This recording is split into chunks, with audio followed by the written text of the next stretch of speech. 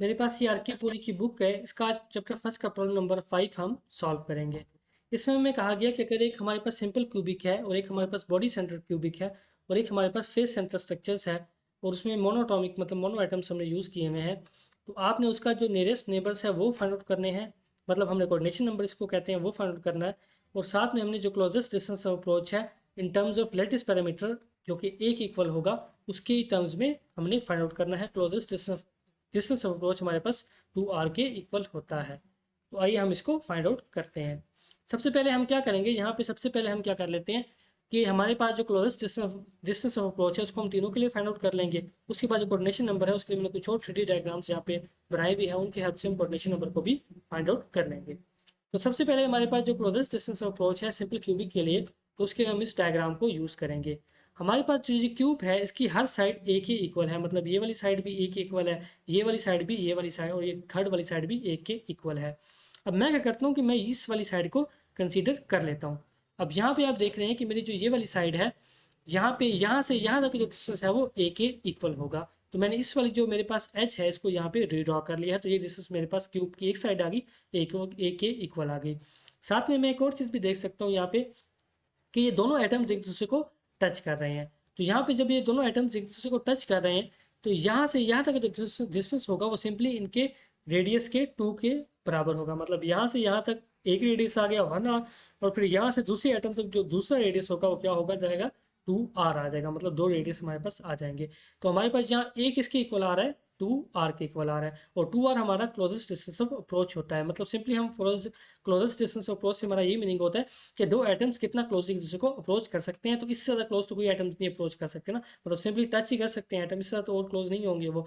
तो हमारे पास जो क्लोजेस्ट डिस्टेंस ऑफ अप्रोच, इसलिए हम कहते हैं कि वो 2r के इक्वल है, जो कि सिंपल क्यूबिक में किसके इक्वल आ गया, ए के इक्वल आ गया। अब यही कैलकुलेशन हम बॉडी सेंटर के लिए कर लेते हैं।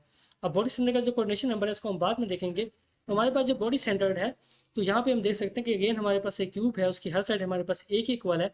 अब वहाँ तो हमने एक एच कंसीडर कर लिया था, लेकिन यहाँ पे आप देख सकते हैं कि जो एच के दो एटम्स हैं उनके दरमियान में गैप आ रहा है। हमारे पास बॉडी सेंटर में हमारे पास ये होता है कि हर कॉर्नर पे हमारे पास एक एटम होता है और उस बॉडी के सेंटर पे भी एक एटम होता है, जैसे यहाँ पे शो किया हुआ है। तो जो का यहाँ पे गैप आ रहा है दो एटम्स के दरमियान में, तो यहाँ पे अगर हम इस लेंथ को ए कंसीडर कर भी लें तो हम यहाँ से आर्क रिलेशन नहीं निकाल सकते। तो आर्क रिलेशन निकालने के लिए हमें कोई ऐसी साइड इसकी देखनी पड़ेगी जहाँ पे एटम्स टच कर रहे हो। तो अगर आप इसका बॉडी डायगोनल ले लें, मतलब एक ये वाला आइटम देख लें, एक ये सेंटर वाला देख लें और एक ये वाला देख लें, तो यहाँ से आप देख सकते हैं कि ये तीनों एक दूसरे को टच कर रहे हैं। मतलब तो यहाँ से हम इसका रिलेशन निकाल सकते हैं। और ये कौन सी साइड जहाँ पे बन रही है, मैंने यहाँ पे रीड्रॉ की है, ये इसका बॉडी डायगोनल बन रहा है। मतलब यहाँ से यहाँ तक ये इसका बॉडी डायगोनल बन रहा है हमारे पास। और ये जो इसका बॉडी डायगोनल बन रहा है, मतलब एक एटम इस कॉर्नर पे है, एक एटम इस कॉर्नर पे और एक इनके सेंटर पे है। बिल्कुल इस तरह से मैंने इसको यहाँ पे ड्रॉ किया है। तो दो रेडियस इसके हमारे पास आ जाएंगे, मतलब एक एटम में इसका डायमीटर 2r के इक्वल होगा, एक रेडियस इस एटम का आ जाएगा और एक रेडियस इसका आ जाएगा, तो 4r हमारे पास किसके इक्वल हो जाएगा, वाई के, जो हमने अभी फाइंड आउट करना है। अब हमें 4r तो मिल गया, लेकिन हमें इसकी लेंथ फाइंड करनी है कि इसकी लेंथ कितनी है, जो कि हमारा बॉडी डायगोनल है। इसकी लेंथ फाइंड आउट करने के लिए हम इस वाली ट्रायंगल को कंसीडर कर सकते हैं, यहाँ से ये वाली। तो ये उसकी हमारे पास क्या हो गया, ये उसका परपेंडिकुलर हो गया इस ट्रायंगल का, ये एक इक्वल है सिंपली। और यहाँ से यहाँ तक जो डिस्टेंस है वो हमें नहीं पता किसके इक्वल है, जो कि x है। लेकिन x को हम इस वाली ट्रायंगल की हेल्प से फाइंड आउट कर सकते हैं। यहाँ पे ये भी एक इक्वल है, ये भी एक इक्वल है, तो हमारे पास ये हाइपोटेनस हो जाएगा x। तो यहाँ से x के बराबर आ जाएगा इन दोनों के स्क्वायर के सम के इक्वल, और यहाँ से x की ये वैल्यू आ जाएगी। और हमारे पास y किसके इक्वल होगा, इसके स्क्वायर के और x के स्क्वायर के इक्वल, और y का अपना भी स्क्वायर आएगा। ये पाइथागोरस थ्योरम हम यूज़ कर रहे हैं। तो यहाँ से y की वैल्यू हमारे पास ये आ जाएगी, और y किसके इक्वल था, 4r के इक्वल था। तो हमारे पास y को हम 4r के इक्वल इक्वेट कर देंगे, और हमने closest distance of approach find करना है। मतलब दो एटम्स के जो मतलब क्लोजेस्ट डिस्टेंस पॉसिबल है वो 2r ही हो सकता है। तो यहाँ से 2r के हमारे पास ये वैल्यू आ जाएगी। अब ऐसे ही हम क्या करते हैं, फेस सेंटर के लिए यही कैलकुलेशन करके देख लेते हैं। अब फेस सेंटर में हमारे पास हर कॉर्नर के ऊपर एक एटम होता है और हर फेस के ऊपर एक एटम होता है। वहाँ पे बॉडी के जो बॉडी है उसके सेंटर पे कोई एटम नहीं होता। तो यहाँ पे वंस अगेन हमें देखना है कि वो कौन से एटम्स हैं जो कि एक्चुअली में एक दूसरे को टच कर रहे हैं। अब यहाँ पे मैं देख रहा हूँ कि जो डायग्राम है वो थोड़ी सी मिसलीडिंग है। यहाँ पे हमें ऐसा लग रहा है कि कोई एटम भी एक्चुअली में एक दूसरे को टच नहीं कर रहे हैं, बट इन रियलिटी ये जो फेस के तीन एटम्स हैं ये एक्चुअली में एक दूसरे को टच कर रहे होते हैं। मतलब ये वाली जो लेंथ है, ये तीनों ऐसे एक दूसरे को टच कर रहे होंगे। तो हम क्या करते हैं, हम ये वाली लेंथ फाइंड आउट कर लेते हैं। ये तीनों टच करेंगे, यहाँ पे लग रहा है कि जैसे हल्का सा गैप है, लेकिन ये गैप नहीं होता, थोड़ा सा गैप दिख रहा है लेकिन ये गैप नहीं होता हमारे पास। तो मैं क्या करता हूँ, यही वाला फेस यहाँ पे रीड्रॉ कर लेता हूँ। तो 4 कॉर्नर के आइटम्स आ गए और एक फेस का आइटम आ गया, और मैंने ये वाली लेंथ फाइंड आउट करनी है। और यहाँ पे आर्क रिलेशन भी हमें मिल जाएगा सिंपली, जैसे हमने बॉडी सेंटर में देखा था। तो यहाँ पे तीनों आइटम टच कर रहे हैं, तो ये फिर दोबारा से हमारे पास इक्वल हो जाएगा, 4r के इक्वल हो जाएगा। मतलब 2 इसके रेडियस, एक इसका रेडियस और एक इसका रेडियस। और यहाँ से y की वैल्यू हमारे पास सिंपली पाइथागोरस थ्योरम से ये आ जाएगी, y की हमारे पास वैल्यू √2a, और y की जगह 4r पुट कर देंगे, यहाँ से 2r की ये वैल्यू आएगी। थोड़ी सी सिंप्लीफिकेशन करेंगे और हमारे पास फाइनली में ये वाली चीज़ आ जाएगी। तो अब हमने यहाँ तीनों के लिए जो क्लोजेस्ट डिस्टेंस अप्रोच है वो हमने फाइंड आउट कर लिया है। अब हम क्या करते हैं कि हम अब नियरेस्ट नेबर या कोऑर्डिनेशन नंबर फाइंड आउट करते हैं।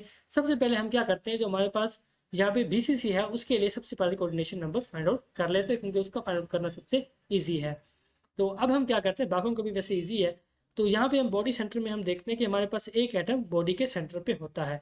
हमारे पास जो क्लोजेस्ट नेबर्स का मतलब होता है कि हमारे पास जो कोई भी एटम है इसका लैटिस का, उसके जो सबसे नियरेस्ट नंबर ऑफ एटम्स हैं वो कितने हैं, मतलब कितने हमारे पास एटम्स हैं जो कि उसके सबसे नियरेस्ट हैं।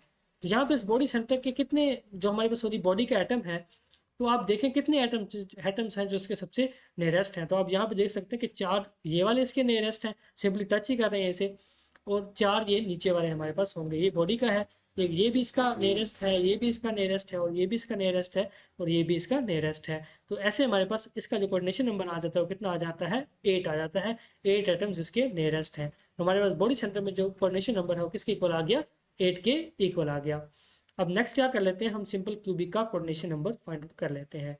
तो यहाँ पे मैंने क्या किया है कि यहाँ पे मैंने जो सिंपल क्यूबिक हमारे पास होता है, मैंने उसके 8 यूनिट सेल्स को यहाँ पे लिखा हुआ, मतलब 8 यूनिट सेल्स की यहाँ पे 3D डायग्राम ली हुई है। ये एक यूनिट सेल है, ये सेकंड, ये थर्ड, ये फोर्थ, ऐसे 4 इसके नीचे टोटल 8 आ गए हैं। तो उनमें से मैंने क्या किया है, सिंपल क्यूब में मेरे पास हर कॉर्नर पे एक एटम होता है। तो मैंने ये जो 8 ज्वाइन कर रहे थे, यहाँ पे जो ये वाला हमारे पास था, आप कह लें ये वाला लेट्स सपोज यूनिट सेल था, इसमें से किसी जो एक मेरे पास कॉर्नर बन रहा था, तो मैंने इस कॉर्नर के एटम को ले लिया। मतलब 4 मेरे पास ये क्यूब्स थे, तो मैंने जो ये वाला क्यूब है, लेट्स सपोज ये वाला क्यूब है, इसका इस कॉर्नर वाला एटम ले लिया है। अब मैं देखूंगा कि इसके जो नियरेस्ट एटम्स हैं वो कितने आ रहे हैं, क्योंकि अगर मैं सिंपली एक ही क्यूब लूंगा तो वहाँ से विजुलाइज करना मुझे मुश्किल हो जाएगा। तो हमारे पास जो लेट्स बना हुआ होता है वैसे बहुत सारे, मतलब मैनी नंबर ऑफ ऐसे यूनिट सेल्स मिलकर पूरा का पूरा लेटिस बनाते हैं। तो मैंने सिर्फ यहाँ पे 8 कंसीडर किए हैं, क्योंकि 8 कंसीडर करने से ही मेरा काम हो जाएगा। तो यहाँ पे मैं इस वाले एटम को कंसीडर कर लेता हूँ, जो कि किसी एक, जो मेरे पास ये वाला क्यूब है, इसके कॉर्नर का एटम मेरे पास है। तो आप देखें कि इसके नियरेस्ट कितने एटम्स होंगे, तो एक एटम तो इसके नियरेस्ट ये वाला हो जाएगा, इस हमारे पास क्यूब का। एक एटम इसके इस वाले क्यूब का हो जाएगा, जो कि इसका अपना ही क्यूब है।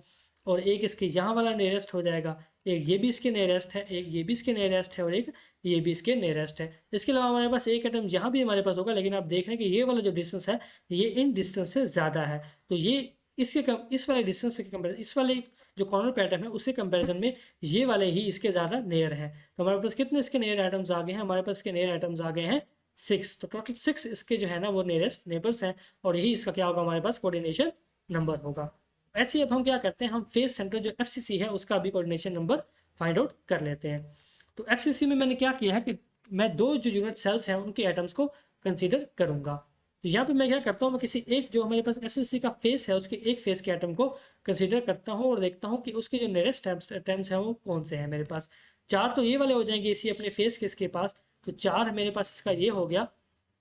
और साथ में अगर आप देखें तो 4 के साथ जो ये मेरे पास एक फेस वाला आइटम है, ये इसके इस वाला जो फेस है ये भी इसके नियरेस्ट है, ये वाला भी इसके इतने ही नियरेस्ट है, ये वाला भी, इस फेस का आइटम भी इसके नियरेस्ट है, और इस फेस का आइटम भी इसके नियरेस्ट है, लेकिन ये बहुत दूर हो जाता है, ये वाला इसके नियरेस्ट नहीं है।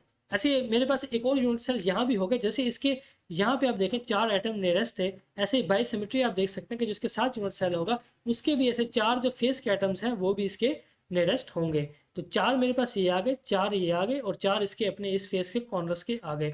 तो इसका कोऑर्डिनेशन नंबर मेरे पास किसके इक्वल आएगा, 12 के इक्वल आएगा। तो ऐसे हमने इस प्रॉब्लम को सॉल्व कर लिया, हमने क्लोजेस्ट डिस्टेंस अप्रोच को भी फाइंड कर लिया, हमने कोऑर्डिनेशन नंबर को भी फाइंड आउट कर लिया। अगर अभी भी आपको कोई डाउट है तो आप काइंडली मुझसे पूछ सकते हैं कमेंट करके।